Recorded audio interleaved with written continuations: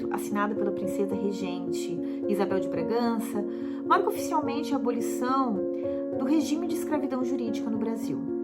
Esse dispositivo legal, que ficou conhecido como Lei Áurea, é apenas a camada mais superficial ou resultante institucional de um longo e violento processo histórico de resistência e luta contra o tráfico, contra o cativeiro e a exploração de homens e mulheres das Áfricas no Brasil. Histórias que precedem a assinatura da própria lei.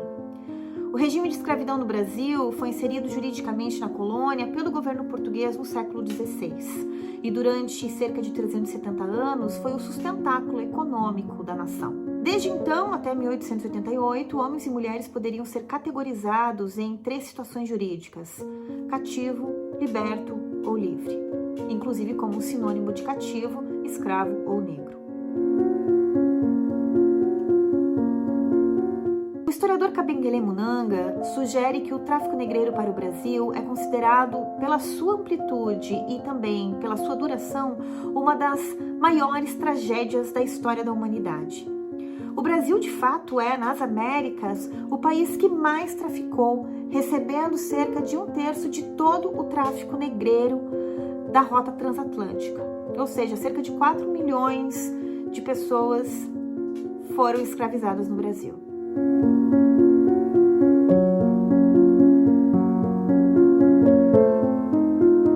O Brasil também foi a última nação independente a abolir a escravatura no Ocidente em 13 de maio de 1888. A historiografia nos primeiros anos do pós-abolição associava a Lei Áurea ao esforço individual do Estado para modernizar o Império.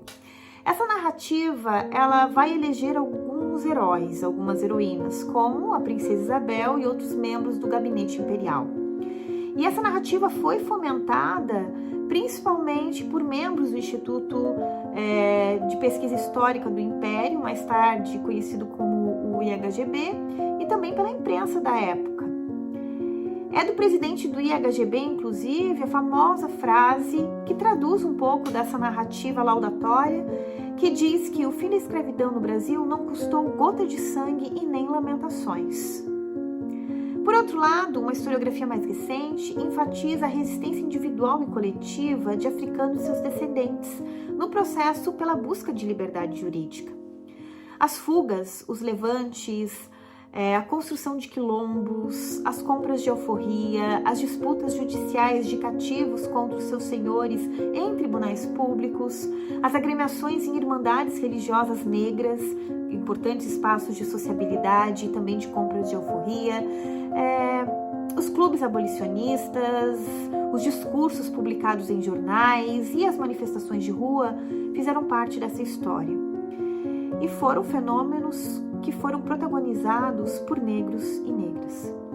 Pensar o 13 de maio para além da data é dar visibilidade a histórias que foram protagonizadas por africanos afrodescendentes, por negros e negras como Zumbi dos Palmares, Dandara, Teresa de Benguela, Luísa Maim, Zacim Bagaba, André Rebouças, José do Patrocínio, Ferreira de Menezes, Luiz Gama, entre outros.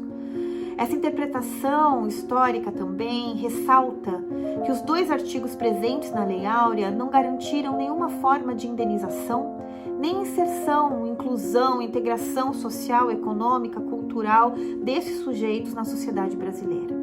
Portanto, a assinatura da lei não vai significar uma emancipação efetiva da população que era escravizada. Nessa perspectiva, o 13 de maio hoje, portanto, não pode ser pensado em termos laudatórios e não pode ser pensado senão em sua própria contradição, uma data de abolição que deixou a abolição inconcluída.